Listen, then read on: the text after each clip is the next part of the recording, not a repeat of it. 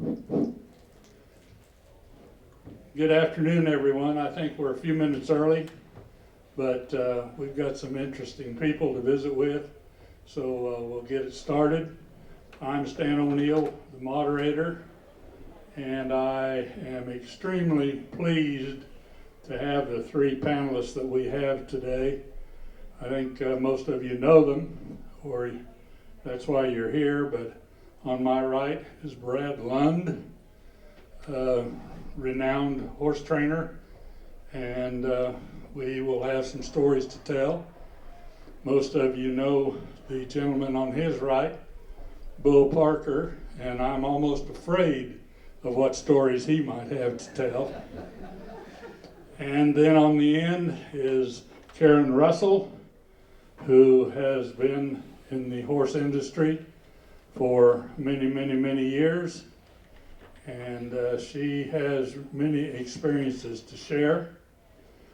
What we're going to do is just let each of them speak a little bit and tell some things that they want you to know, and then we will start asking some questions, and we will entertain questions from you, and we'll just have a real informal, informative afternoon. Karen, we're going to start with you. Would you introduce yourself and tell us all the good things you'd like for us to know about you? Well, I've been asked, why do you stay in horses? Well, long ago, my grandfather raised mules and horses. He was a good hand. And so hi guys, Roger Mott was going to help me today, and he called a man that was 90-some years old that had shown mules. And I always wanted to know why they had the little bell cut on the tail. I didn't ask my granddad, but I knew. I'd seen him at sales, and I've seen him on TV. Well, it's real interesting. So Roger went down to this guy, and he talked for 2 hours about the mules. So anyway, when they cut the first bell at the top of the tail, they cut clear away so the crupper will not make the top of the tail sore. Well, then you come down a little ways and you shave all the way around, and if there's a bell on this side, it means he drives, but he does not ride. And if the bell is on the other side, it's just the opposite.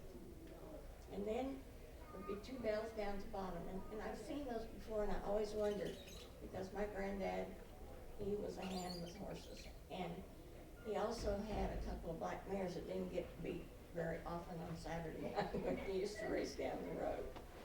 But they said, why didn't they use the mules during the war like they did the horses? Well, the old man said, now Roger, get this right. And when the mules would bray, they'd flip their tail. Well, they didn't want them braying in the war because they'd tell where they were. And that mare that carried all that ammunition up and down. Well, anyway, this is what they had to do to control the bray. They'd tie the tail between the hind legs up to the nose or to the chest. Then the mule could not flip his tail and bray. Well, now how much ammunition are you going to send to your guys on the hill fighting the war by doing that to each mule? So that's why the mules never were used in wartime. My dad had work horses, and Doc and Dan, and they were a pretty team. I don't know if any of you ever remember Hutchinson, Kansas, and they would have a great powwow. Well, the last powwow was in 1946. My dad's team pulled that wagon, covered wagon, with the Indians, and he was so proud, and so was I. So he had horses. And I had a great uncle that was a hand in Iowa. And I used to go up, I just would love to go ride, not to their house, but to the barn. And he worked for Ringling Brothers. Ringling Brothers would send him to Belgium to buy Belgian horses. Well, they'd come back home and the horses would be shipped over. And he and the grandson told me this story. And when the horses came in, Granddad and the grandson would take a trip to New York. Well, they didn't bring them down the ramp. The ramp was not strong enough to hold them. So they blindfolded those horses, put them in a sling. And can you imagine them coming down off those big ships down to where they could put their feet on the floor, on the ground? So anyway, he was a pretty good guy. But the best thing is, my granddad, when I was 3 years old, took me by the hand one night. Because we didn't have electricity then. And he led me in the barn over this threshold. Well, I couldn't get over, so he lifted me over. And I looked, and I said, Granddad, what is that? He says, it's your pony. Oh my God, my pony. And she had been a show horse for this neighbor that showed Shetland horses. But she never did breed. So she was 19 years old, and my pony. She lived to be 39 years old. I can't ever remember, I lost a lot of toenails because I didn't wear shoes. I can't remember falling off that mare ever. And someone gave me a buggy, and it was, for an adult buggy. Well, she's back in here. I drove that thing over shop speed, and my dad had a person that would come check on his place. Well, he had this big trotter. I mean, he'd come trotting in that driveway. And so he would visit with my dad. And I just thought, I bet I can get that buggy hooked up to my horse. So he started out in the yard. I said, do you want to race? I'm not very old. He's pulling back on this horse, trying to let me win. I'm in the ditch running his pony with this buggy. And I did. The wheels didn't come off the buggy. But my pony was my life, and she was given to me, so how can you think I would never love horses? I got one left now. She's 13 minutes away from my place. I sold my place, 50 years at one place. And I went out the other day, and I've had problems with this knee being redone. And I sat down in the chair, and I want you to all know what the endorphins are on the horses, because we have endorphins too. If you rub on that horse's face, well, she put her head down in my lap for me to rub her face that day. That was tears, when you don't see them for a while. And they don't forget. Horses don't forget. And remember, when you train one, you teach the same thing over and over because they only learn through repetition. And that repetition is what gets you to the winner's circle. So I heard some trainer, one from Australia, say the other day, if you don't ride a horse 3 days in a row,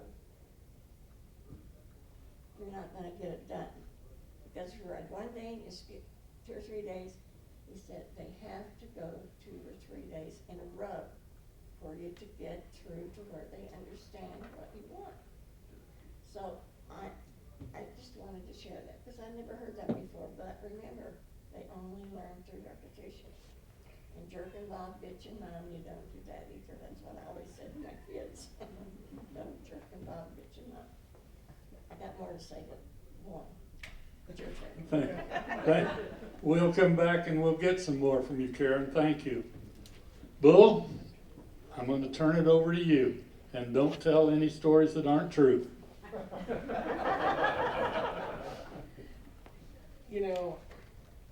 If you're a good trader, you can do a little trading and it'll go a lot further than cash, especially if you're around cowboys. So one day I had a colt that needed to be cut. Stan cut him. And we're at his place. And my poor little pony laying down there. We've had a 20-foot long line with a bolt in the back tied on it, around his neck, 2 lines going back to each leg, and I'm working him over while Stan's doing his business. And he says, let's go look at something, I want you to fix it. I forget what that was that he wanted me to fix.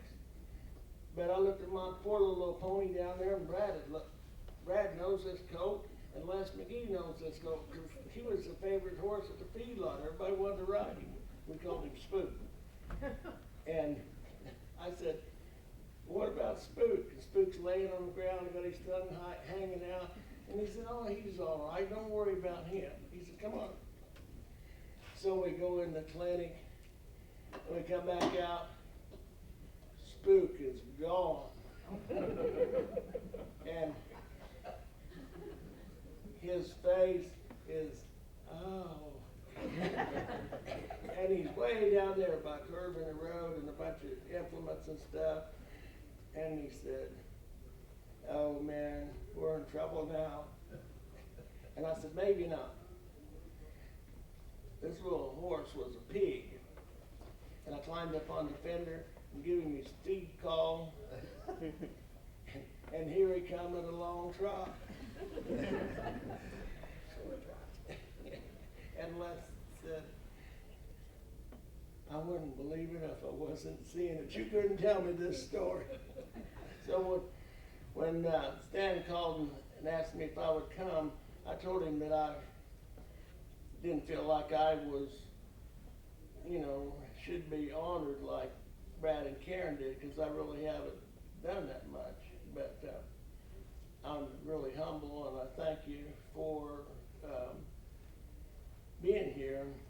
And Karen said something that was interesting to me. She said, repetition. Well, what made me a hand was always being around professional cowboys and real cowboys. And the 2 cowboys sitting here in the room right now that are world's champion cowboys at tearing up a crowbar in a sand pile is Les McGee and Brad Lund. I'll guarantee you, if she told them to go do something and send it to the sand pile with a crowbar, they'd come back with that crowbar in hand. But that's how I learned, was guys like Brad would say, well, it don't work. You gotta fix it.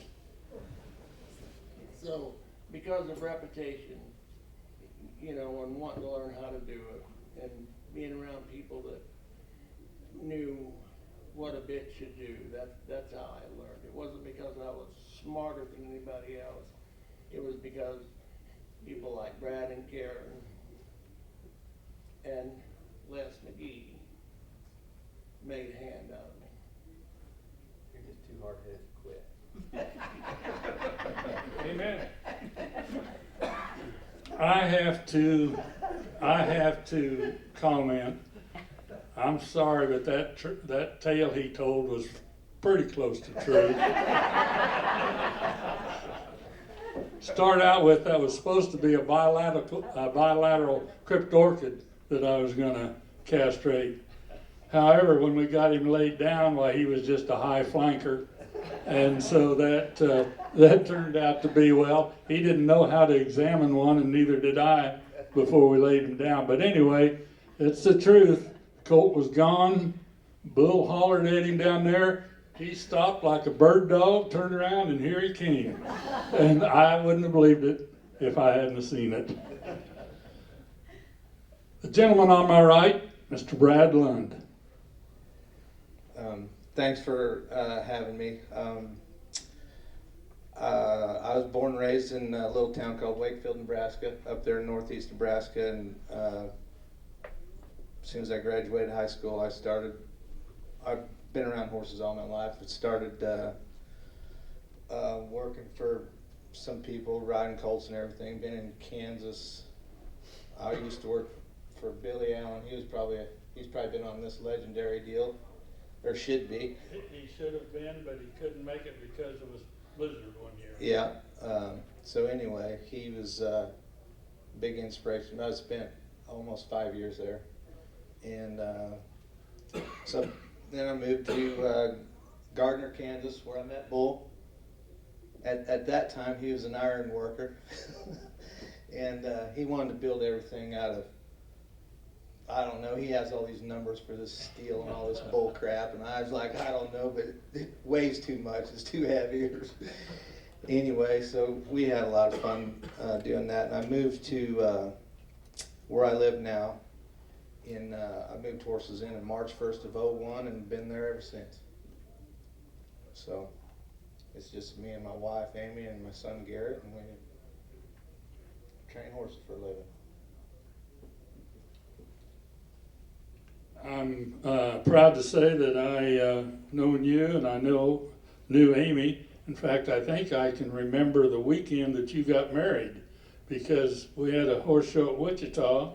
And you were supposed to be at the Wichita show. Amy was supposed to be at the Wichita show, but you were up in Nebraska someplace getting married. Yeah. So, okay. Well, Karen, what got you started in the personal training? As far you're more well known for perhaps your Okay. We'll get some batteries. Batteries. batteries. Yeah, she's grabbing some. Okay. Yeah, what you're more well known perhaps for training students than you are for individual horses. What got you started training students and horses? I'm going to tell you the first time I ever went in a class, and Granddad took me to town. I didn't even have boots. I had saddle Oxfords probably, and an old saddle. I went in this class, and he said, now, gave first, second, third, but he said, now, I'm thinking this girl I'm giving fourth place really doesn't know what a right lead is. But she rode so well in this class that I'm going to give her fourth place. You might as well have given me the Eiffel Tower out that. And on, then on, I've been wanting to ride and train horses. And Andy Marmon was a good friend of mine, but I'll back up. I don't know if any of you remember Arnold and Alice Underwood from Lyons, Kansas. I rode a 2-year-old for him, and we went to a show in Westmoreland. God, it had to be, I don't know how many hours away from Lyons. But anyway, I won the class that night on this 2-year-old. Well, he had a horse named George, and well, guys, I ran the 220 and the 440 both. I didn't know you weren't supposed to go in both, but he won both of them sometimes. But anyway, to go down the road a long ways, Andy Mormon is an English teacher, but she does, but anyway, we were sent to Israel. And I had 12 students, and she had 12 English, and I had the 12 Western. This is one of the things that I have been so pleased with in my life. Those kids came in and they had big spurs on and little blood on the side. So by the end of the day, I think these had to be well-broke horses, because you know when you bring them over from the United States, it's like $3,000 just to get them to Israel. But they didn't side pass her, didn't take a lead or wouldn't back, and I got on every one of those horses. I about died that night. The next day, I went, and those kids showed up. Now, some of them didn't even speak English. My hands can do a lot. I kept saying legs, legs, legs. You gotta use your legs to ride your horse. And every one of those kids, they either taped their spurs or took their spurs off to show me that they had listened that day. And I came home so thrilled. I was in a different country. Different kids didn't understand my English, But Andy, we had a great time. I was over there twice. And the second thing that I was so proud of in my life was when I was given the Hall of Fame award in Kansas. Now, all my kids showed up. It was wonderful. And people, horses are it. I mean, the horses is your life. My pony lived to be 39, and my mare's 13 minutes from my house. But it's something you get, and then if people want to learn, I have students in here today. This family's been with me from the beginning. They used to drive from Attica to Hutchinson, Kansas on Wednesday nights, sit on the roof of the barn, and there'd be 15, 20 kids taking lessons at night. One more lesson, one more pattern. They'd say, one more pattern. And the parents were saying, God, Karen, quit. But you know, they didn't just win at the horse shows. They won in life also. Because if you learn to be a winner on a horse, you can be a winner somewhere else. And blue ribbons aren't always the winning. The winning is if you got all your league championships in Western riding that day. That's a big blue. So those are the two things in my life that I'm still giving some lessons. I had a guy mess up on my left knee, and I'm 13 minutes away. I don't know if any of you remember Jane Bowen at all, but she and this gal came to us for lessons. And she called me up and she says, Karen, I'm retired. I've had cancer. I've lived cancer. I bought a horse and I can't ride him. And I said, well, how many years has it been? Oh, a bunch. And so now I go with her and I can't get up and down the rail like I used to. So I have the phone and she has the phone and a little thing in her saddle. And I tell her what to do. So I'm still going down the road with my horses. And my mare the other day broke my heart. I haven't been on her. But she'll be all right when I get on because she's one nice thing. Okay. I want you to explain what some of these bits do to the horse's mouth. Good job, Karen. Well, talk about your bits. Do you want to go down front to do it? Or Oh, I can. Might be a little bit easier. Let me help down to go. You know, it's a true story that people like Brad, oh, made a handout. Can you hear him? Okay. Yeah. You know, that's Brad Lund right there winning a junior horse, and there's an owl on that bit looking around so that he won't get snuck up on. And when I seen that he won that, and I made that bid for him, made me feel good. That's my first one, Bull. Kept it a long time. This picture here of Brad winning super horse. You look at that, and he's sitting right there doing this and doing that. But when I look at that picture, I see things that the other people don't see. Number one, I see he's riding a Billy Clapper bit. Number two, I see that his eyes, he's sitting here just like this, got this hand like that, and his eyes are right there. The reason his eyes are right there is because he has no curve on that bit. And he's practiced sliding that horse with no curve. And he knows just exactly where that mouthpiece is in that horse for that angle.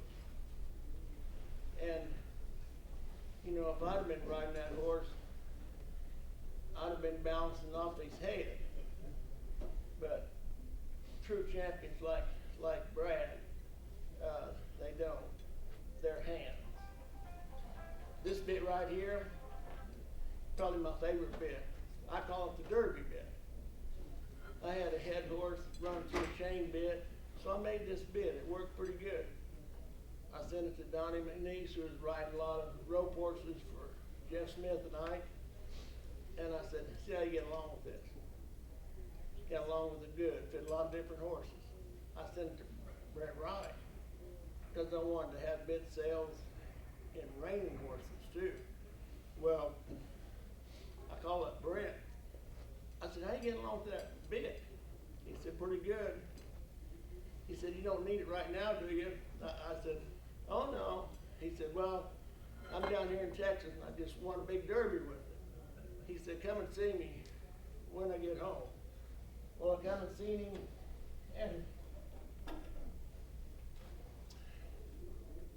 there's real rubies, real diamonds. This buckle. Brett Wright, give it to me. I don't wear it very often, just once in a while, because when Latigo and I was at a big roping, the people that make the buckles wanted to see it. And she was, all girls are smarter than boys, you know that. She said, how much you think that costs? And I said, I don't know, $200 or $300. She said, how about $2,500? So I quit wearing it. But, you know, the government knows everything, and we don't know anything. But I want to tell you something that happened a long time ago.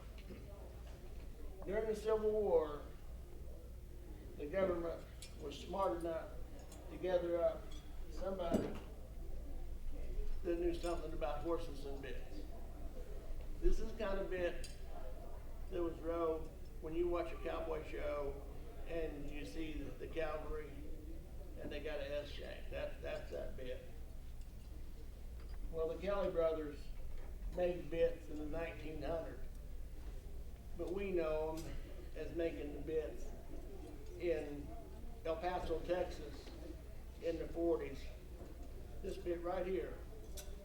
There's not a rope horse trainer in the United States that don't have this bit. Bobby Lewis, I used to fix stuff for him. Carol Rose took one of Bobby's bits and tore it up and had a guy fix it and handed it back to him, and there was no noise. He gave it to me. He said, Bull, fix this bit. I said, what's wrong with it? He said, you took all the signal out. I said, what do you mean? He said, listen to me. Orange lights on, red lights coming. So, the Kelly boys, you know, if you look at that bit, it's just exactly the same. If you look at that bit, exactly the same.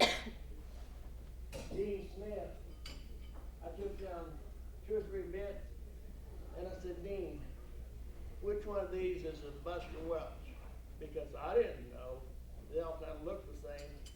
So he looked them over, and he said, this one is. And I had him write that on the side. Now this bit looks totally different than this bit. But if you put those bits just like that, you'll see that they're pretty close.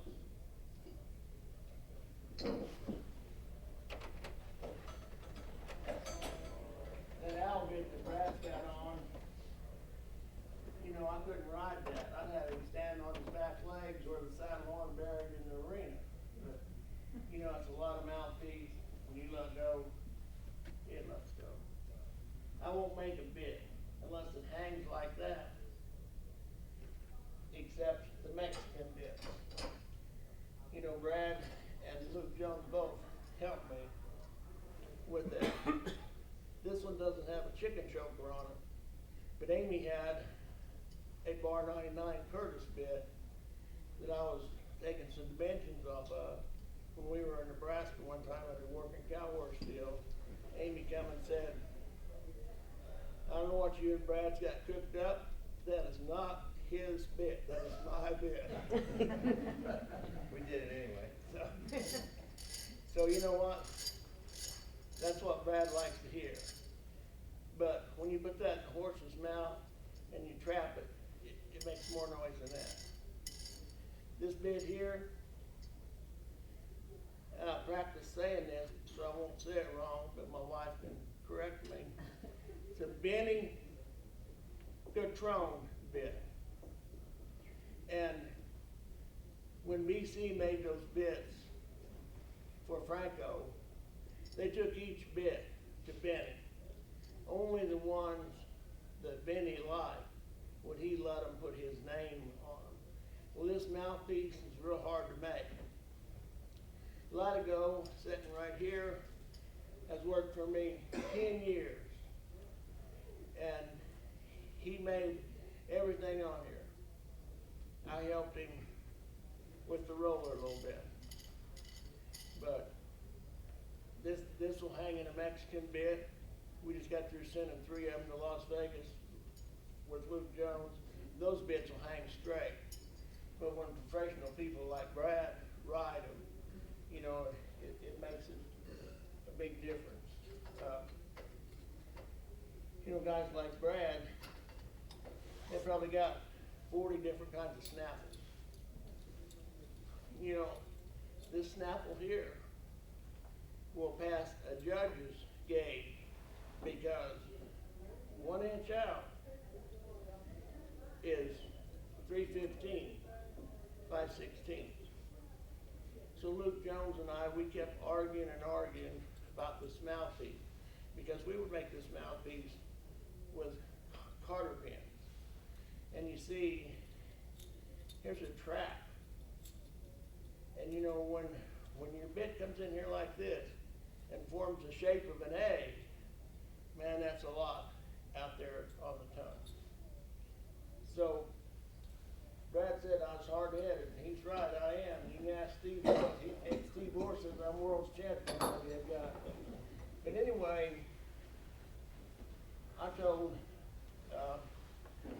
Luke, I said, it ain't the diameter back here. I said that you bury in that Carter pin in his tongue. So we took one up, made like that, took the same horse, same day, rode it both ways, and he said, you're right, I ain't gonna argue again. You know, little snaffle like this here, you know, it's loose and it's free, but you know, people think snaffles are not a severe horse, they're not a severe bit, but Les McGee can tell you when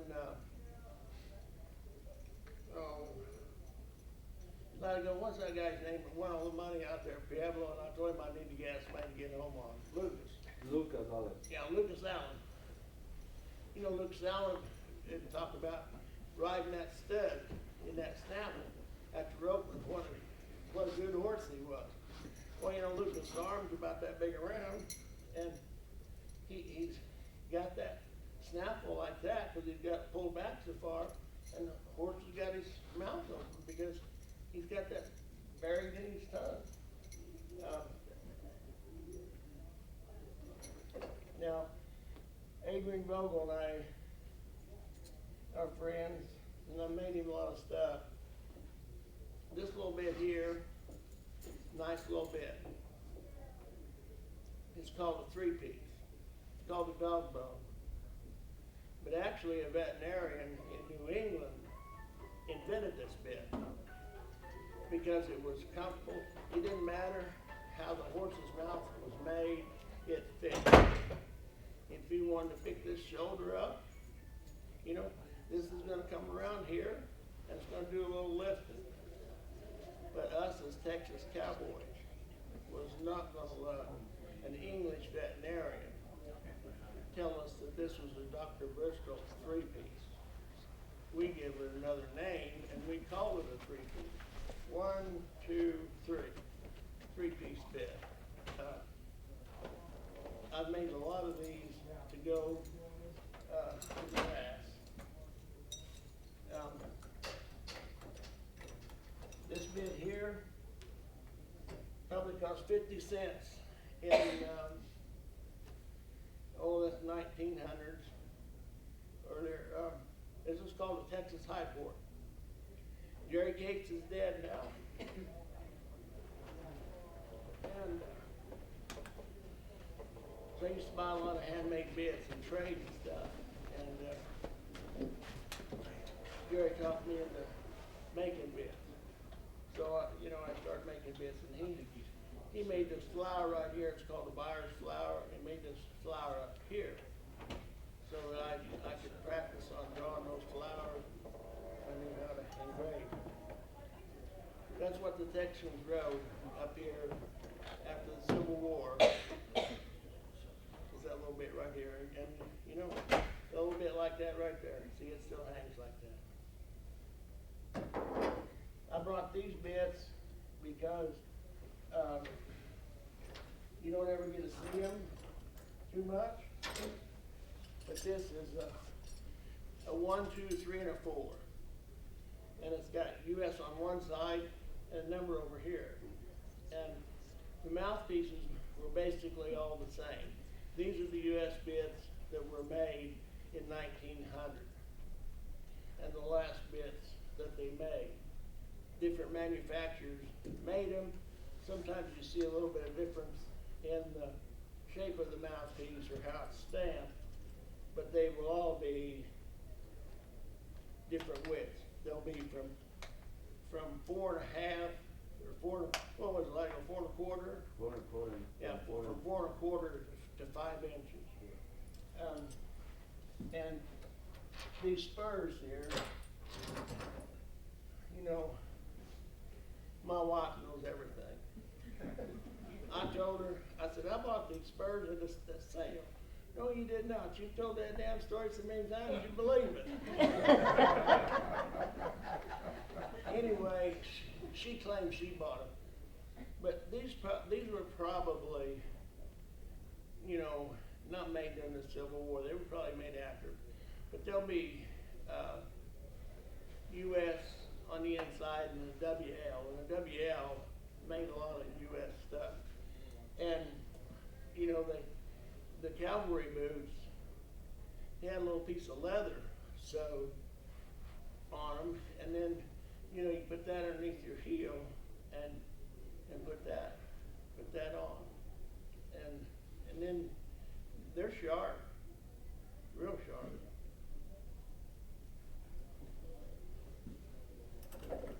Now this bit here, I call it the staple bit. And that's probably the #1 selling bit. Especially after Chad Cherry won $223,000 at Oklahoma City riding that bit on that watchy Las Vegas. Las Vegas, riding that watchy gray horse. And I'm at Dodge City and we're at the roping, and I'd made this bit for Chad, and he comes out and he just won a shit pot full of money. He said, Bull, grab a bit and come drink some beer. So I grabbed a bit, and I grabbed a staple bit, because I knew that staple bit would work, and I didn't want him having no bit that didn't fit one of the charging horses that he rode. Sure enough, that was the bit that he won all that money on, and we made that bit an awful lot. And I want to tell one last story before I quit. Made Donnie McNeese a lot of stuff. He's like all cowboys. He can't spell horse or cat. So he has a fancy girlfriend that owns a bank. He wants a spur for a boy. And so I make this here. I made this a long, long time ago.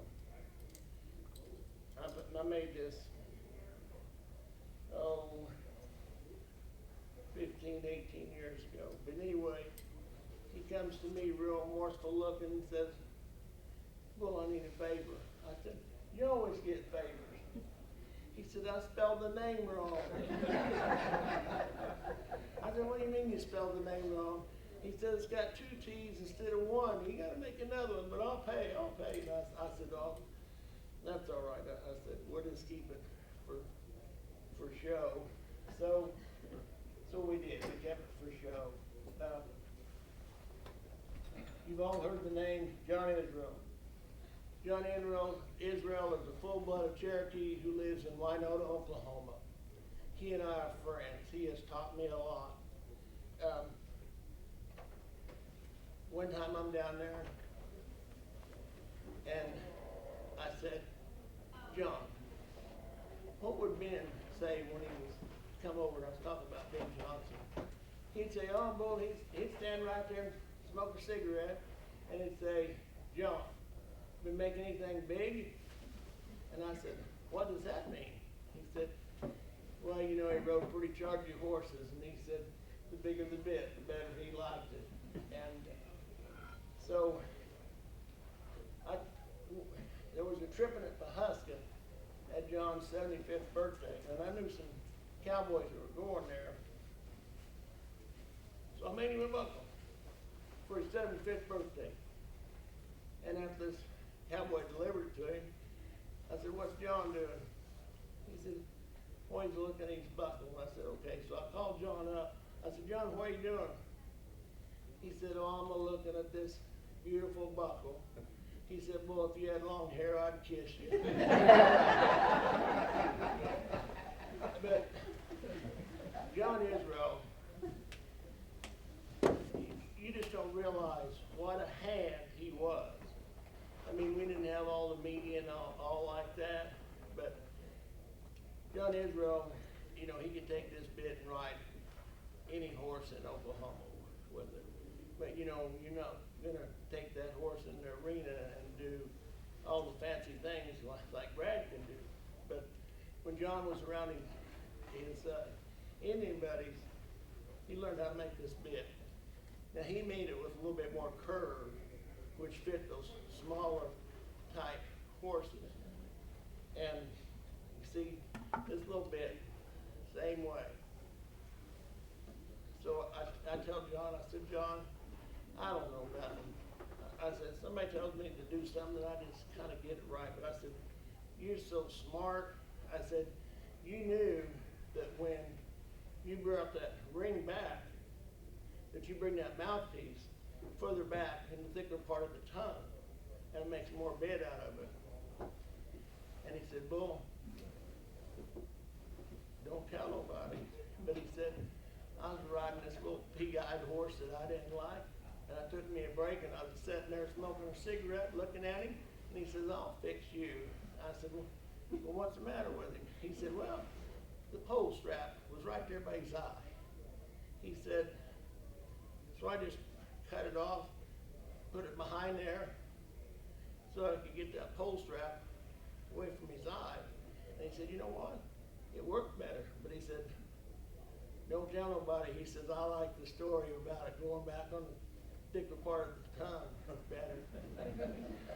but John, you know, you can take and ride this bit like this here. And if you was a young Indian boy and you didn't have too much money and you was riding some other colts, you could take that rein and come up through here and see how much you changed your bit. You took the shank away, and now you have less bit, less pull. But John Israel, you know, I've had people call me up and offer me a lot of money for making a bit look like John made it. Not grinding the wells, not putting no silver on it, hand stamping J.D. Israel, Winona, Oklahoma, right there. John made this bit out of everything he could buy at the local hardware store. This was large valve rings out of a Chevrolet, large block. This here was a big nail. This was schedule 43H pipe. And that's all he had to work with. And that's what he made. And, you know, his bits will bring $400 and $500. People ask me about the heart. Well, when I first started making stuff, I just stamped bull. Then I had a heart attack, and I said, well, if I was one of them damn Texans, I could think of something smart, because Texans never liked Yankee bit makers who lived north of the Red River. They didn't know nothing. But, so, along about that time, I was making a lot of hardware for Trophy Tack, Bixby, Oklahoma. And I thought of a guy whose name was Kettleson. And he sat after tea kettle and a son, Kettleson. And so Jerry Hall, he really liked that guy done that. And I thought, well, you know what? I'm gonna stamp a heart on there because I made this bit after I had the heart attack. So I did that. And then when I put that on there, I made a bit for Jeff Van Patten. And Chuck Reefer rides up the rope and it said, make me one of them sliding gags like you made for Van Patten. But be sure and put the heart stamp on there after your name, because they're going to be worth more after you die. There ain't as many of them. So, you know, and then I had that second go around with the heart. And so Jeff Van Patten, he says, you know, you got to stamp 2 hearts on it. And I said, oh, I don't know. And he said, yeah, you got to stamp 2 on there. But I just want to thank Stan for having me come, and I don't really feel like I've known her as much as other people that's up here. Brad likes stuff like this here. You know, if that was hanging in the bridle, it'd hang like that. And there's lots of woe in that. I didn't design none of this. J.D. Yates tore one up. The Rudolph, what's his last name, Sandy? Curtis Rudolph. Yeah. So he, you know, we started making this out of whole grove and put some stainless in there because you remember me telling you that story about these boys tearing up those crowbars. Makes it a little stout. But thank you for listening to me, and I thank you, Stan, for having me come. I want to ask one thing. Yes, ma'am.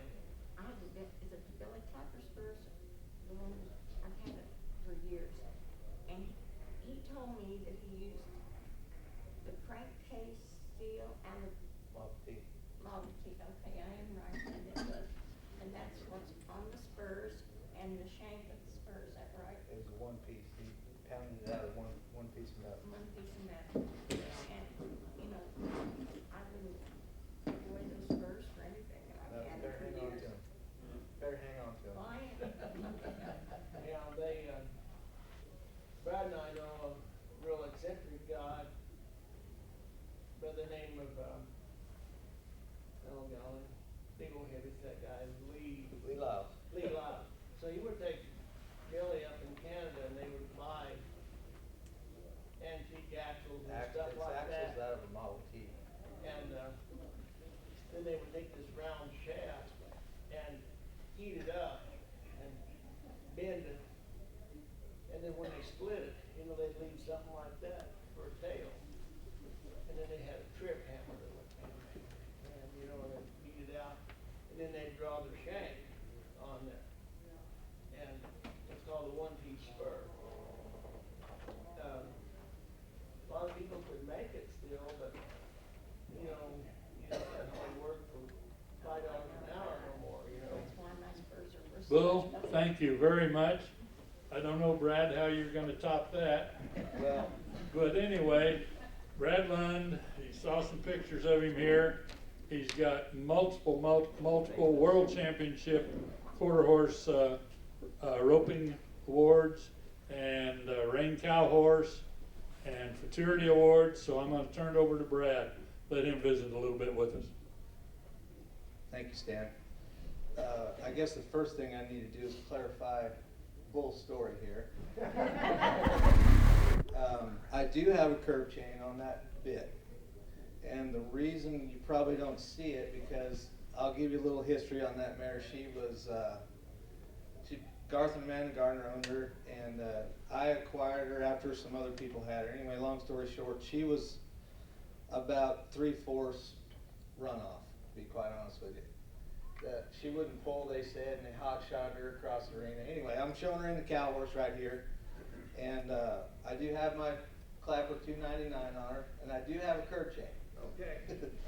But what you don't see is the Photoshop part, because I'm probably pulling a little too hard and her mouth's gapped open in the real picture.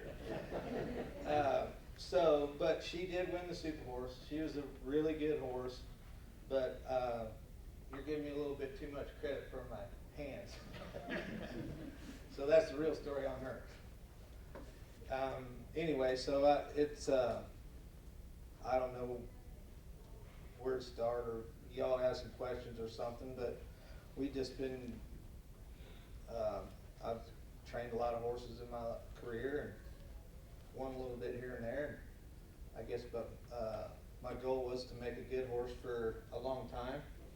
If I had a good futurity horse, I did the best I could do, but my primary goal was to most of them, the clientele I had was to go on for a long time. So that's kind of the way I approached my training stuff, to be honest with you. Do you have somebody in your background that you think was your biggest influence in training? Well, like I said, I spent a lot of time with Billy Allen. Right.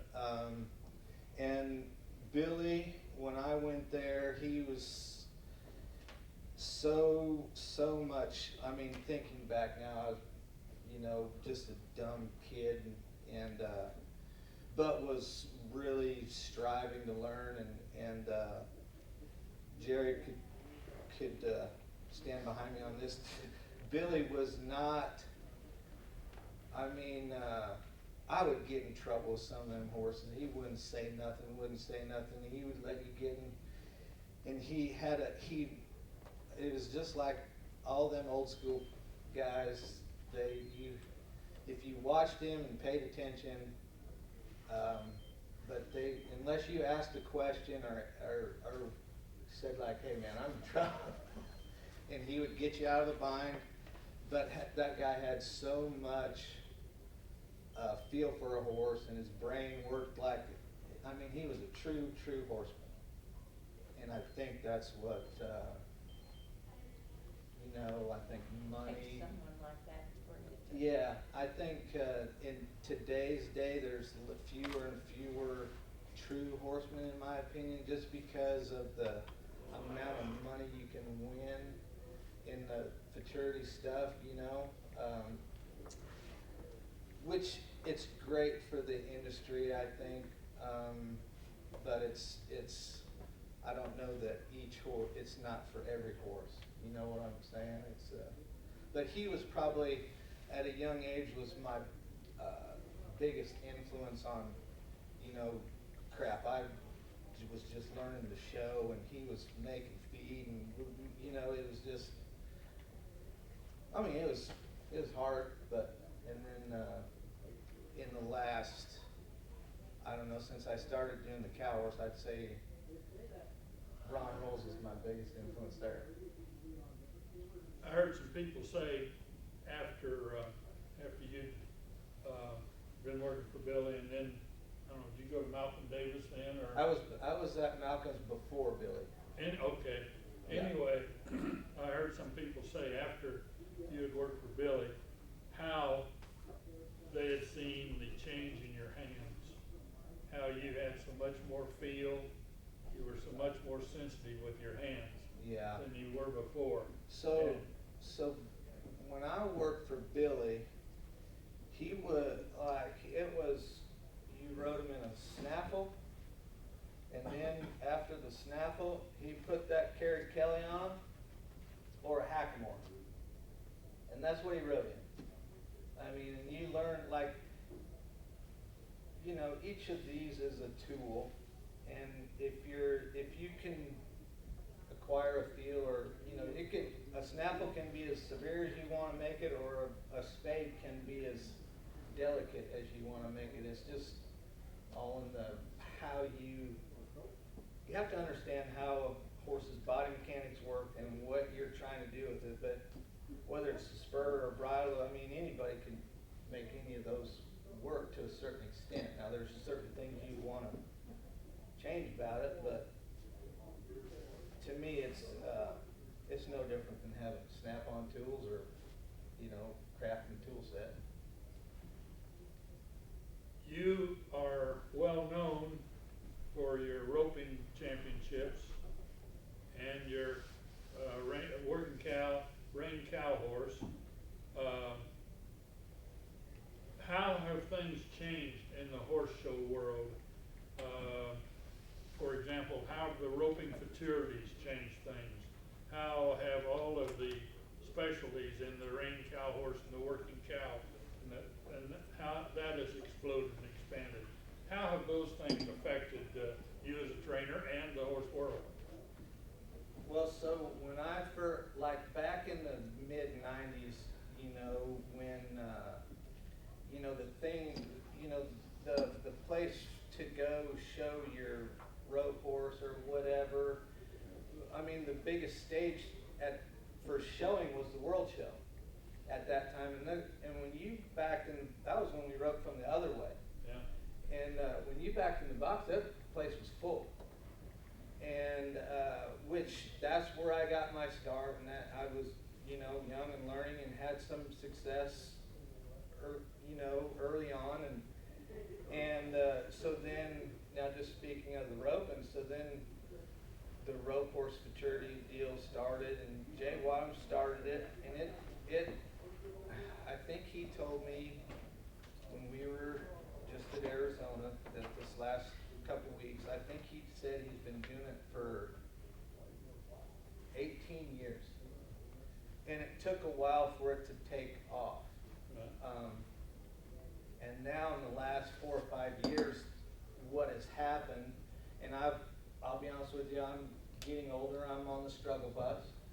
They've got those guys that rope for a living, the top 15, the top PRCA ropers, the money has gotten so good that, hell, Driggers are gonna get on whatever, and it's made it very difficult for a guy like me to win at that level. You who were the king at one time. I was never the king. Well, so No. some of us you were, but anyway, you're JD. But anyway, yeah. Now those guys have moved up. Well, and it's what to me what is there again. To me, money changes everything. You can say what you want to, but those guys they're gonna come rope for money, and which is great. I mean, it has helped the sport and everything, but somebody still got to train them. Yep. Because they're, I mean, they make a living with their rope, and they don't make a living with their left hand, and some of them are getting to be way better horsemen and learning how to, train the rope horses, and they've got the Riata buckle, the Royal Crown. I got all kinds of stuff now, and so just like for instance last year, AQHA is struggling. They cut the points in half. You go to 4 horse shows, and it's not what it used to be. And I mean, I've made my living there a long time, so it's been hard for me to adjust. But you have to. I still got to make a living. Right. So. Do you see more of a future in the rein cow horse and the working cow horse than you do in the roping? For me personally. Mm-hmm. No, I mean, so when I was, it's really funny how it goes, you get, there was 6, 7 years ago, I had a set of horses that was really good in the cow horse, and I did very well. And I didn't have as many rope horses, so I've been blessed. It's just funny how life works out. Now I have more rope horses than cow horses. I have a really good set of, I got 3 Snapple bidders this year, and I like them all. One of them's really, really good. I've got good rope horses, and but there again, it's so hard to, I don't care what you're doing, it's so hard to win at a high level in any event, in my opinion, anymore. I mean, the cow horse, you have all the Teton Ridge money, those guys are, I mean, it's just flipping hard. Everything's become so specialized. It's very specialized, That's why they're and, you know, you go to those sales and the horse market's kind of out of this world, and, you know, to be quite honest with you, we all want the same horse. You know, if you have an educated eye or whatever, we all want the same thing that's gonna win, whether it's pet, anyway, it's just,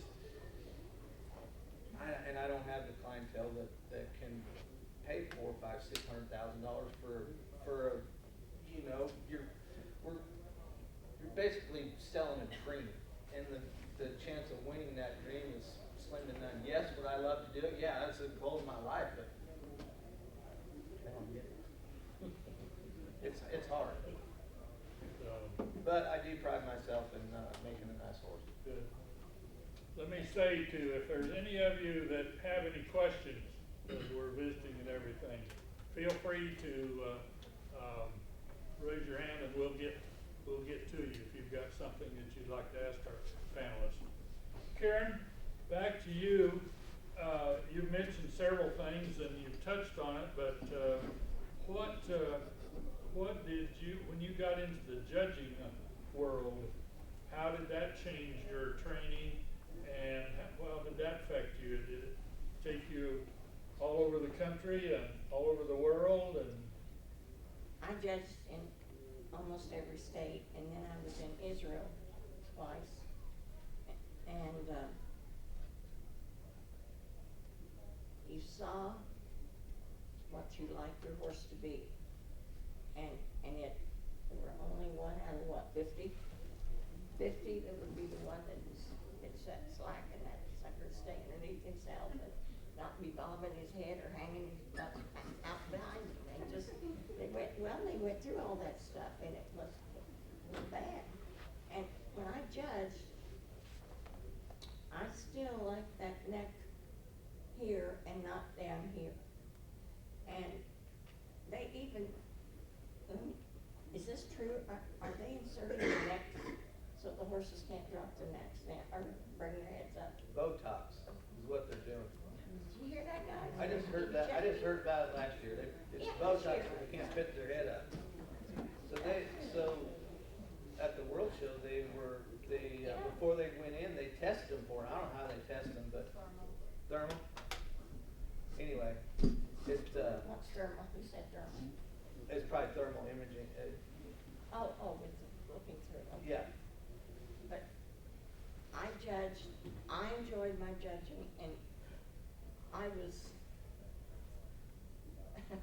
when I decided I was gonna get a passport, because I was going into Canada. So we went down to the grocery store and put my driver's license in there. I took off the next day and I hit Dallas, and she said, and let's see your driver's license. Okay. She said, honey, you may get into Canada, but your sure as hell not gonna get out. So anyway, I got up there and I couldn't rent a car, no license. They had 20-some Greyhound buses at this place, and I got on one that was going up through the rape seat and up into the show. So I'm judging the next day, and the scout, I said, you know what I did? She says, well, Karen, we got 2 cars up here. We'll just let you drive that one back, but if you get picked up, don't call us. I mean, I'm driving the speed all the way back to the hotel. And I'm making up this story that I have to tell when I go back across that border. And I had a good one, and I looked at him and I said, you know, I'd have a story to tell you, but do you know where my driver's license is? It's at home in the grocery store, getting a copy so I can, he said, get on the hell out of here. But if I'd have told the lie, I'd have probably been in trouble, but I just said, I gotta tell you the truth, but I didn't, lying doesn't help you most of the time. So anyway, that was one of my times that, and there were times that it just I tried to be professional. I tried to like what I liked all along, not just pick this guy's horse because it was him, you know. And they, what's his name, God, he was with Bob Lewis, Dale, Look at that, Dale. Livingston. Livingston. He was in Florida in a class, and he worked for me not very long. Anyway, head first, and I said, you know, I kept my eye on you the whole time. You did a great job today. And the guy behind me said, you gonna let her talk to you that way? He said, oh, hell, that's the nicest thing she ever said to me. So it was, you know, it was fun, and I made a lot of friends. I learned things.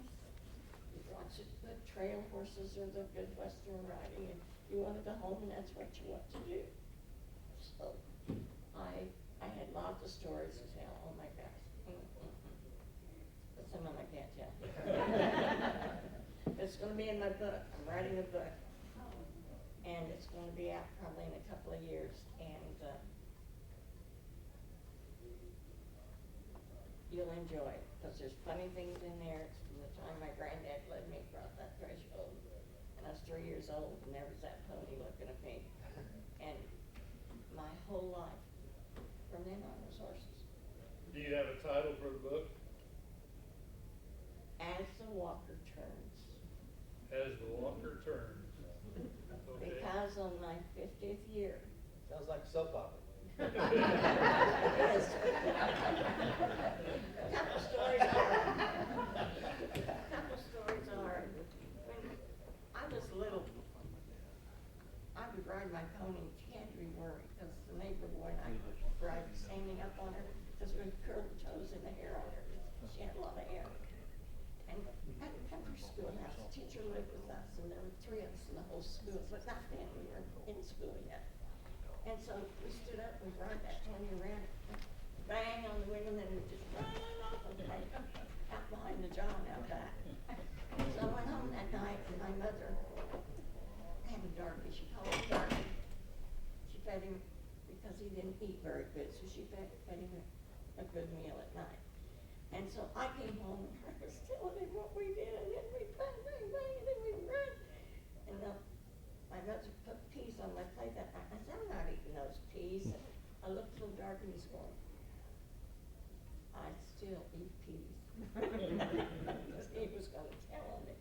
So anyway, those things were wonderful, and the people and the horses I've had, and you know, we started out with the King, the Leo, and then it just came down through, you know, where I still like a little two-eye jack in my horse.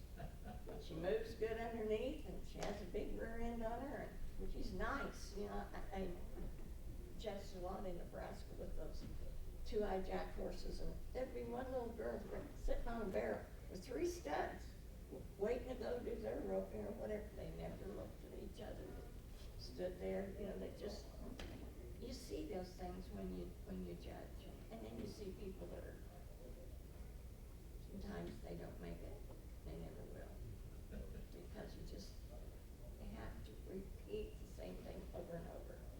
And I've always said my toughest people were my Germans, but let me tell you, once they got it, they never lost it.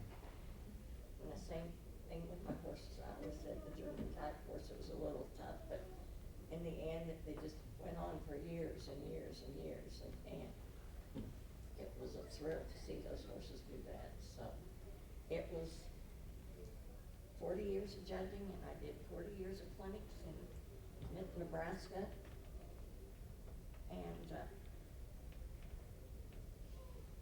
people up there were wonderful. Had little kids, big kids, had little kids. I've had them for 40 years. Just like this family right here. Right here, and the family on back there, I didn't see them when they came in. There's 3 sets of families here. Brad, you mentioned high dollars and so forth. Is the foreign influence still strong, and is it getting stronger?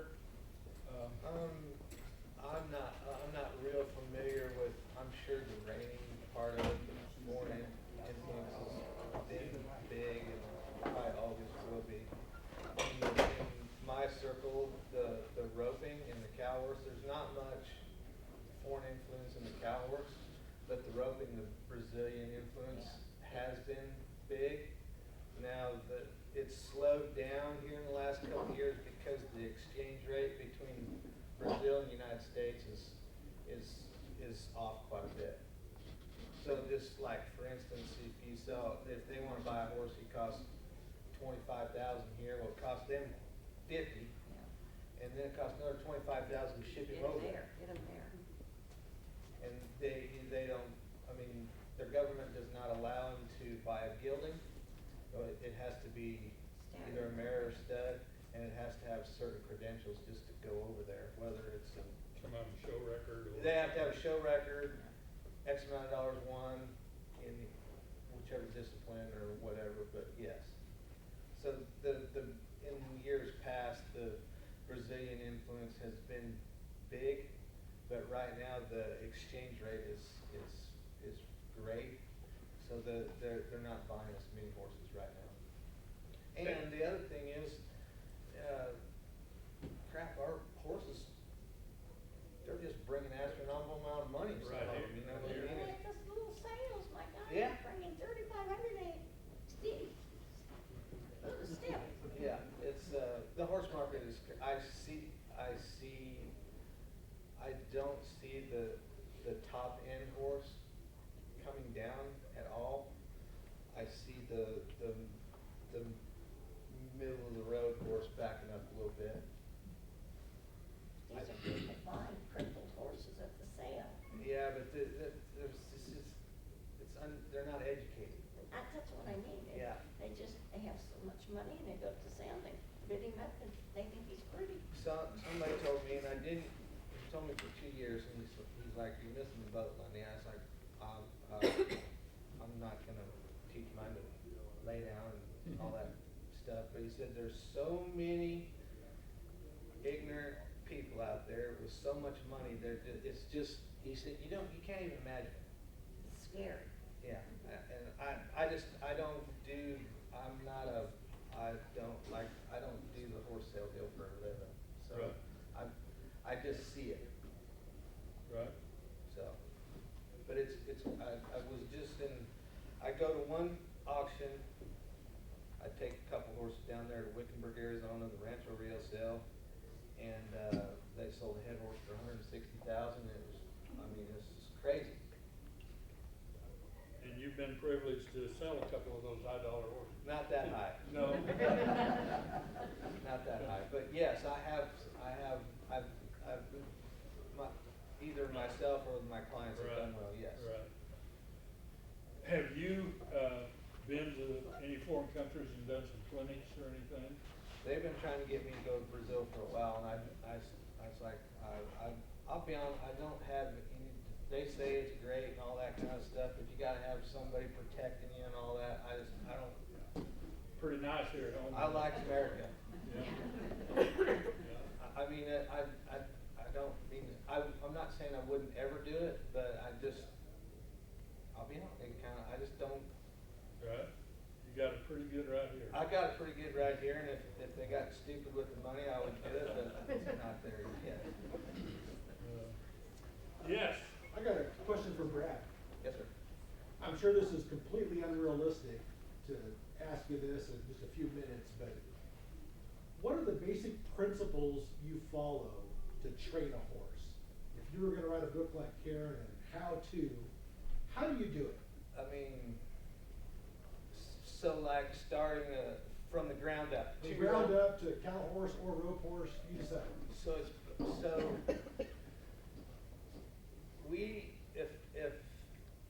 If I got somebody that wants to buy, let's just say a snap bit paternity prospect.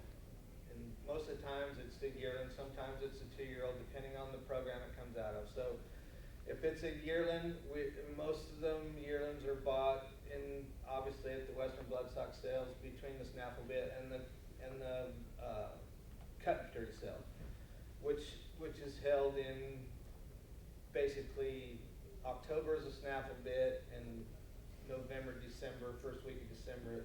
So we'll get those colts home, and we will actually, so most of them that come out of the sales are about half-ass spoiled, and I kick them out and don't have them in a stall and let them kind of learn how to survive the elements, and because most of them are kind of halfway mad or pissed off, or because they're handled lines, they get them out, so we give them about 3 weeks off, maybe 4 weeks off, and then we start them. And put them in the round pen, start them, get to going on them, and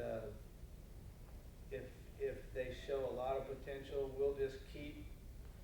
I personally think, like some of them, depending on how their minds are, we'll get going on them and get them to where you can get on and and haul them around there, walk, trot, and lope, stop, and back up just a little bit, just with a little half or side pull.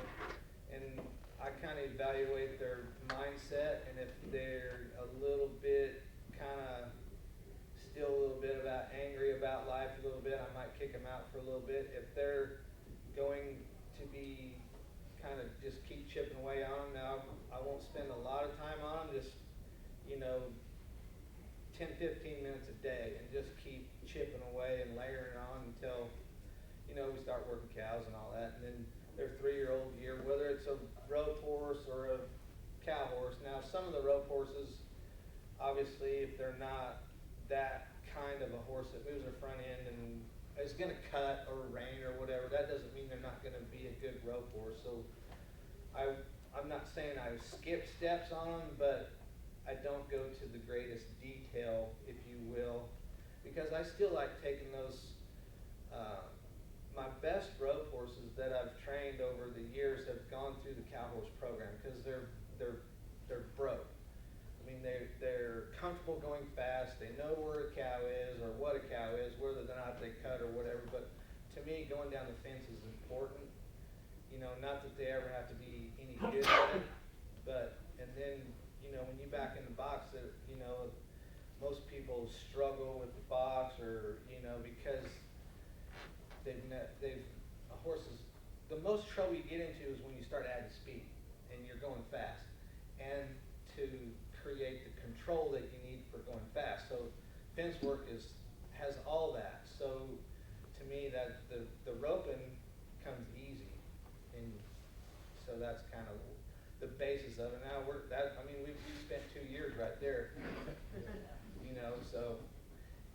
so now, like, I've had to change because there's a lot of money in the 4-year-old deal for the roping. So in years past, I've always been a little bit hesitant, if you will, to start roping on a 3-year-old very early. So like right now, I have 3-year-olds going out of the box and we're breakawaying on them. And in years past, I wouldn't do that till July or August on a 3-year-old, but so, they have a slot race. They call it a slot race in Abilene for 4-year-olds only. In Abilene, it costs $5,000 to enter, but it pays $50,000. In February, most of them things are still 3. I did it 1 year. Not going to do it again. It's all on time, and my horses did good. But there's only one horse that came out of that is still salvageable today, to be quite honest with you. I had one win first, I had one win third, and I won 6th on mine. 6th didn't pay no money, but that's the only one that's still going. I trained them all, but different guys rode them other 2, and it's been like one of them's, I haven't seen it. So it changes the whole. I personally think that it's in the best interest of the horse if you moved it to a fall of their 4-year-old year. You know what I'm saying? But we don't have. There's so many different places you can go now. It's just crazy. Money's what makes it. It's money. Just telling you, money is from a true horseman standpoint. I've learned how to adjust, if you will, and I really believe it's okay to start them that early, as long as you don't just start doing full contact. Because cause I think back of what we've done on 2-year-olds and early 3-year-olds doing preparing them for the cow horse, and they're still going. And, as long as you don't abuse them, or, the biggest thing is what people don't understand is, when you hurt horses, in my opinion, is when you fatigue them. When the horse gets fatigued, that's when you start hurting, you know, fatigue is what injures Takes the horses. want out of it. Takes the want out. Well, yeah, I feel like, you know, it's like, I want my horse to think. I mean, that horse, when you're going down the fence or running to a steer and hauling ass, I want my horse's brain to be thinking about where the cow is and what's fixing to happen. If he's thinking about me, I'm gonna be laid out of the turn. He's gotta want to do his job. And not every horse will, but I still, from a training aspect, I still believe that, I mean, your horse has to be involved in the thought process. It can't be, I'm not a guy that trains by fear or keeping your thumb on him. And I'm not saying I have not gotten rough on a stud or something like that. They're no different than kids. Some of them, if you look at them wrong, they're gonna try harder, and some of them you gotta chew their ass and they still ain't doing nothing any better. You know, I mean, we've all had people that work for us or what have you, but you just, it's no different than a coach. You have to adjust to each one of them, in my opinion. Thank you, that's good. Yeah.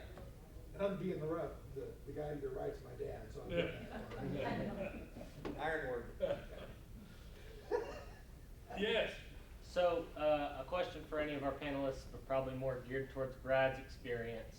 If you're taking a horse from a discipline, like reining or maybe cutting, and moving it to something like roping that requires a different style of self-carriage, maybe a more elevated front end, what process are you going to go through to pick up that horse's front end and kind of fit them more into that new discipline, and get them athletically prepared for a new job?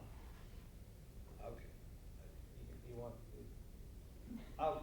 So I'm assuming that you've had experience with a reiner. Oh, just a horse that's a little heavy on his front end and kind of doesn't have that same style of Is it movement. heavy on his front end, or is he behind the bridle and head down? One way and one the other way. Okay, so my experience, the hardest thing for me personally is, and nothing against reining or anything like that, it's the style that we've adapted over time. But for what I do, for what most people do, if you're in the pasture or whatever, when you pick up the bridle reins and that horse is right here, I mean, I can't steer him, I can't stop him, or, you know, the hardest thing for me to fix is one that gets behind the bridle and it can run off worse. I'd rather have one flip his head upside down.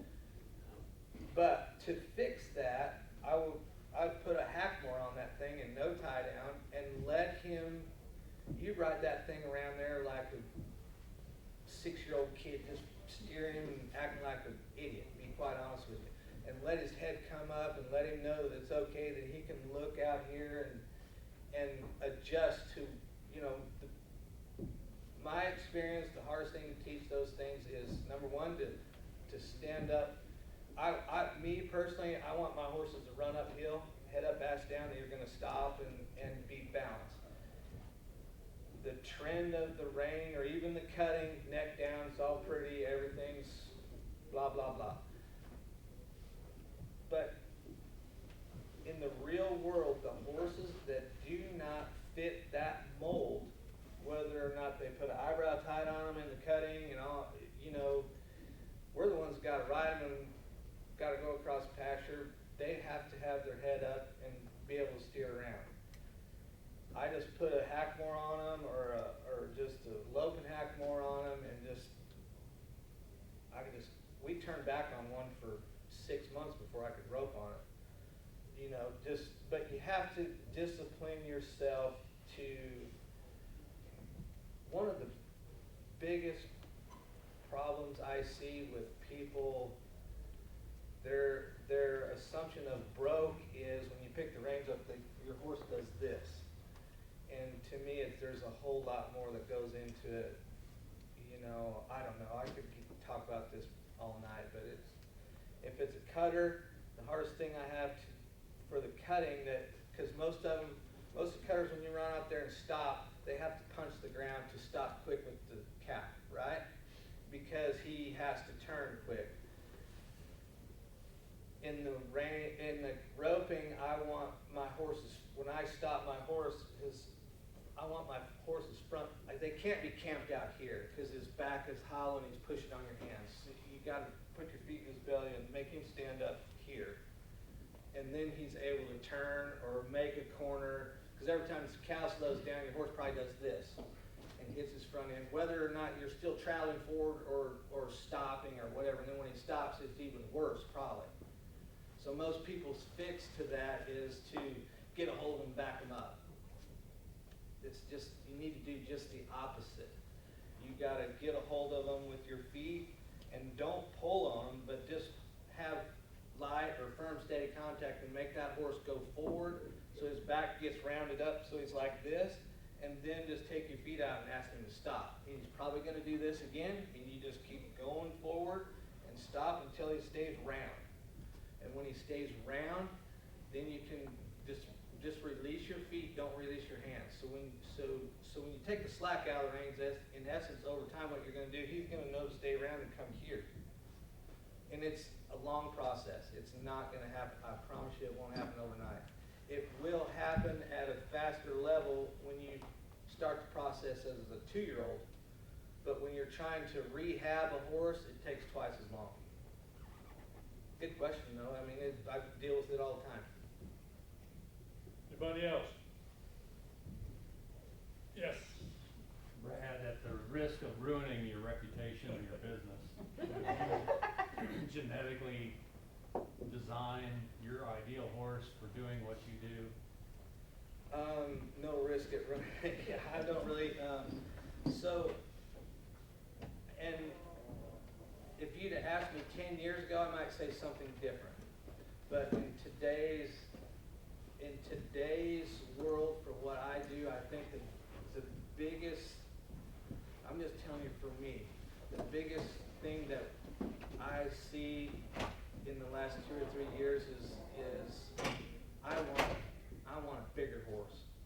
Like I bought a snaffle bidder this year that's 3 years old and stands almost not 15-1, but he's big. And size and speed, and whatever the breeding. I personally like cow blood. I'm partial to something that I had with all probability for a long time, and that horse went to Brazil. But I've had good luck with colts out of his mares because they could all run. Now, they weren't for everyone because they could be a little bit fast.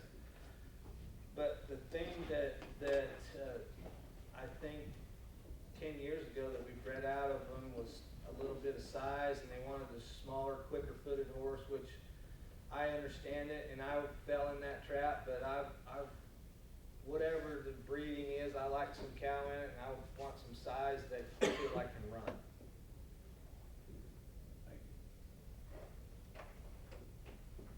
Anybody else? Well, I want to thank this panel. Let's give the panel a big hand.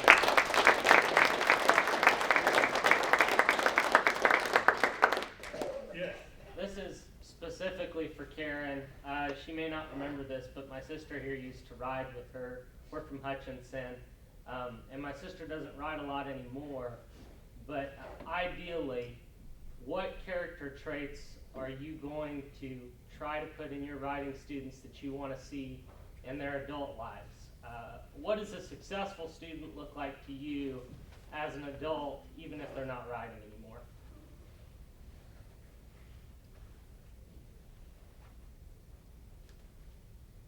Number one, they can think.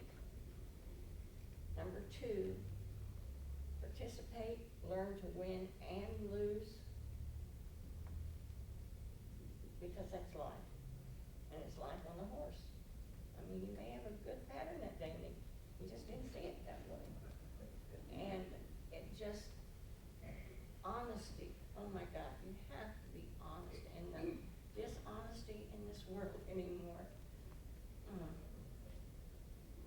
I just repeat, be a plus person, not a negative person. Learn to win and lose. Now that's life, isn't it? Next thing we did with those horses. That's what we did. Positive effect on society. Like our- Have a positive effect on society. Oh, yes. Anybody else? Sorry, I guess I have another question. Okay. So I've just been paying attention to the horse industry over the last several years. I have a little girl, and I'm thinking about what the horse industry looks like when she's a youth. And one thing that we've noticed is just a decrease in participation within the local level. With you all being legends and having the experience of seeing the industry ebb and flow, what are some things that we can be doing to help support the industry both at the lower level and the higher level so that we can preserve that for our children? Sorry. I mean, so I grew up in the, you know a lot about, remember R.B. Warren? Oh, yes. So Nebraska was, that was the biggest 4-H.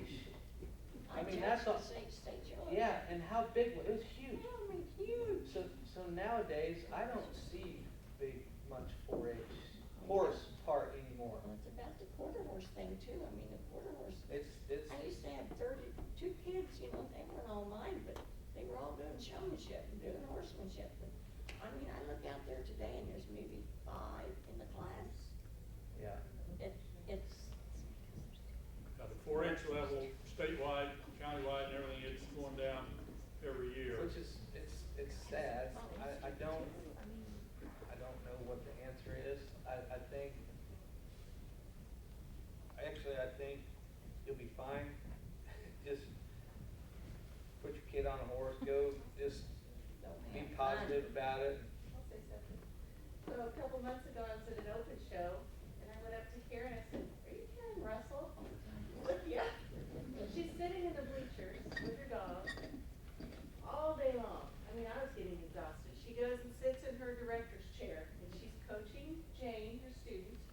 She's kind of critiquing every ranch rider with her. In a nice way, though. In a nice way. Oh, okay. But I mean, They she's were a little such wild. an inspiration. I said, I went to your clinics when I was a kid. I was never one of your students, but I went to your clinics. And at the state 4-H show, you were on the rail and you said, "Smile, look like you're having fun."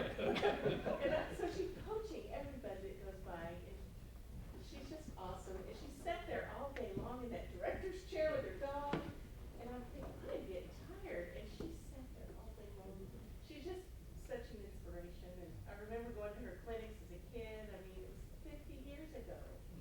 But she's, you know, and she's still with the horses, so I Passion want for to a still horse. be doing it. The first clinic I ever did, I went to southeastern Kansas. Here's the guy that judged over there that died, and his daughter, over there in eastern Kansas, and he judged for years. And he died the morning of the show, and they found him in his room. Anyway, he hired me to come down to go to the clinic.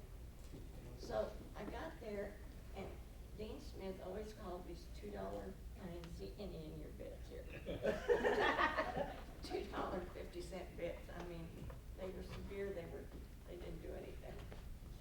And so these kids show up, and I mean, every horse's head is up here, and I had like 20 around here. And so I went to the rail and I said, "Do you have a tire place in town?" "Well, yeah." I said, "I want you to go buy some inner tubes that are used, and we're gonna cut strips." It's why they didn't cut the tones off. But anyway, when we went to lunch, we bitted every horse with the rubber reins back to the cinch. And when we came back to ride that afternoon, they were there. Kids didn't have to pull them there, they didn't. But I just thought, what in the hell am I going to do with these kids? Because they just, but you know what? These were ranch kids and grandkids who knew how to ride.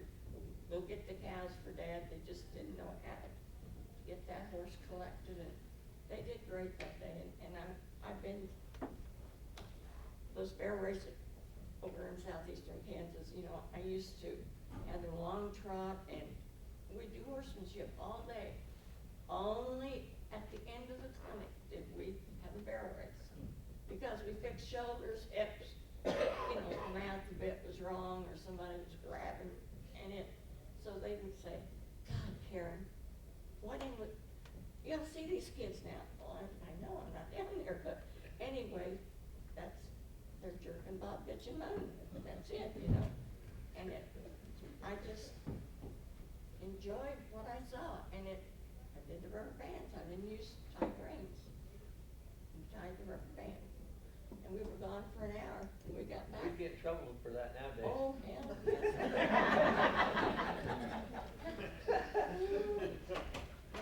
Anything else? Enjoy your horses, people. You're here. That's why you're here. That's why I'm here. It just, you know, when my mare put her head down in my chest, wanting me to rub, oh God, it ripped me apart because I haven't seen her for a while, but she didn't forget. Neither did I. Yeah. But thank you for asking me, and it's so good to see my people here. Thank you, pal. Thanks, everybody.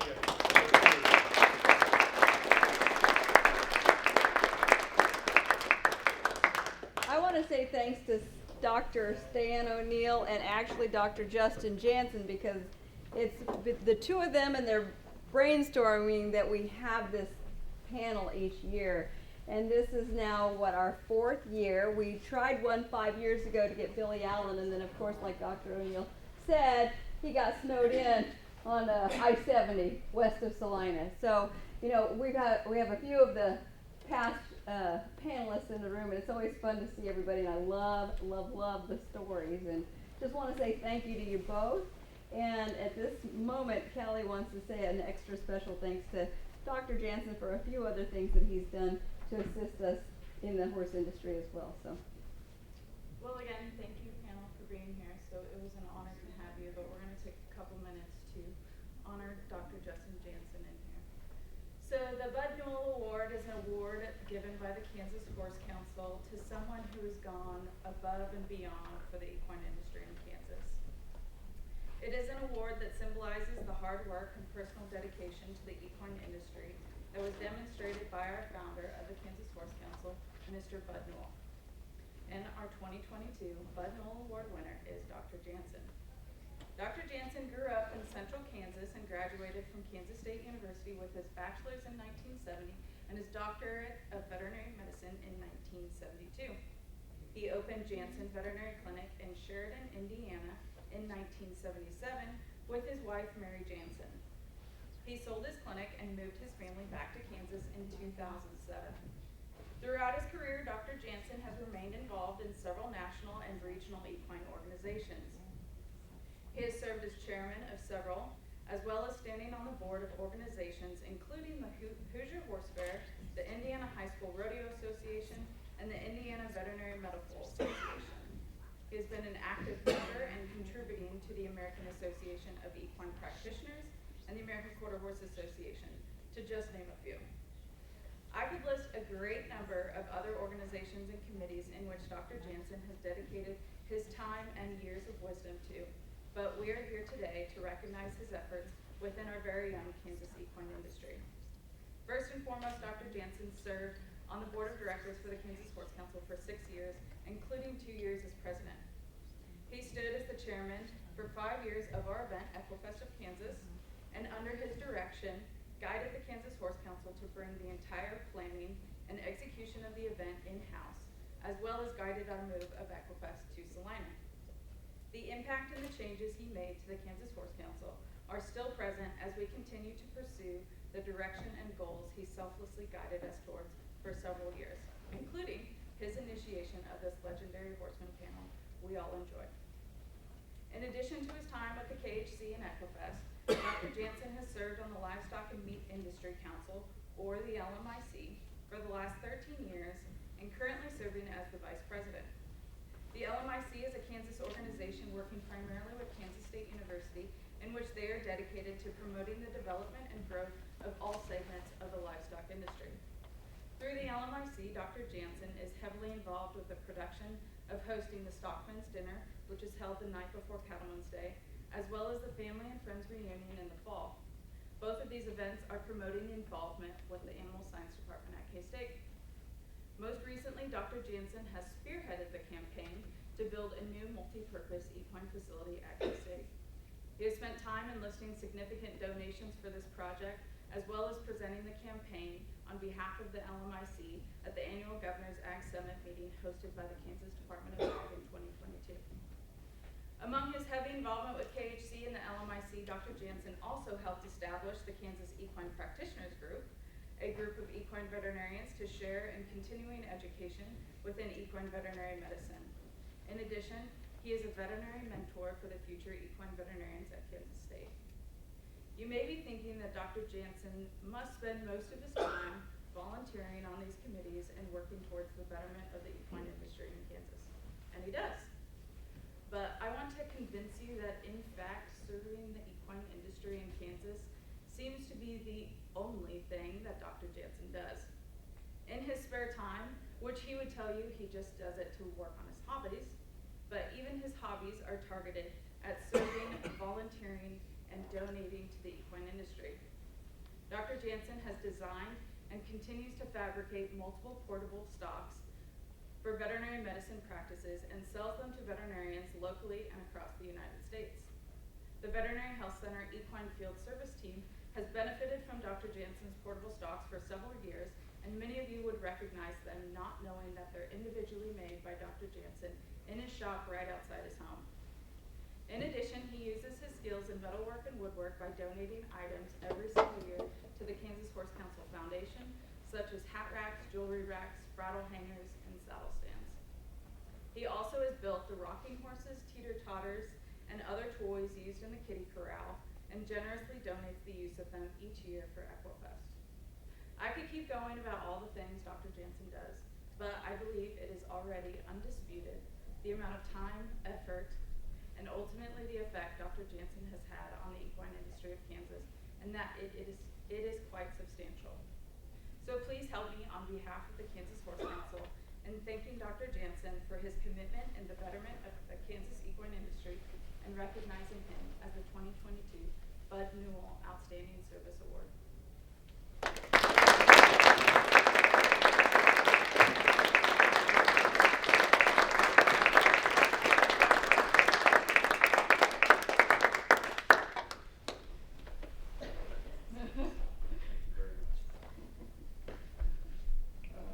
I don't have anything to say. I thank the Horse Council for this recognition. It means a tremendous amount to me. I love the people in the horse industry. Thank you.